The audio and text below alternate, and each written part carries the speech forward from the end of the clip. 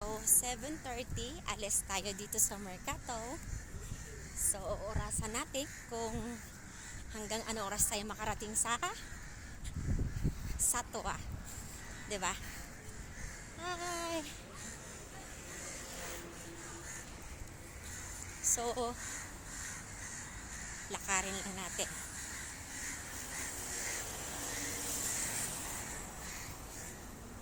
So, kailangan yung lakad natin mabilis. So, orasan natin ngayon.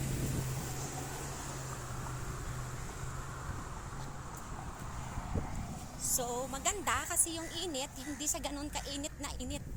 Hindi katulad kahapon na, oh my God, alas 7 pero grabe pa rin yung init.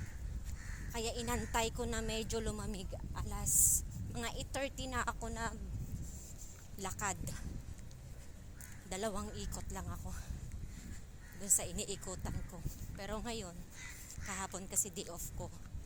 So, nakapagpahinga ng gusto. So, gabi na ako lumabas. Nag-ikot lang ako ng 2 ikot. Pero ngayon, maganda. Maganda ang ano nang hindi siya mainit.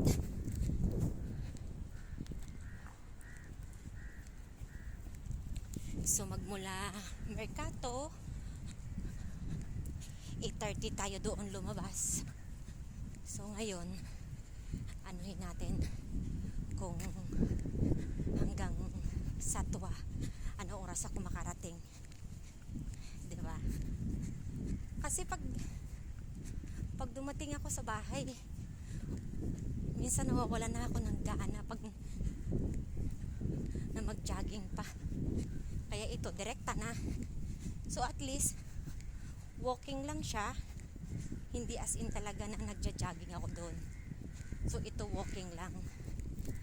Mga ibon. Ang daming malunggay kaso wala namang tao. Kaya hindi pwedeng manguha. Sana kung may tao pwedeng manghingi. Bawal mamitas. Ayan din malunggay. May CCTV. So, ang ingay ng ibon. Tingnan mo, parang uulan. Tingnan mo. Ang ganda ng ng hangin.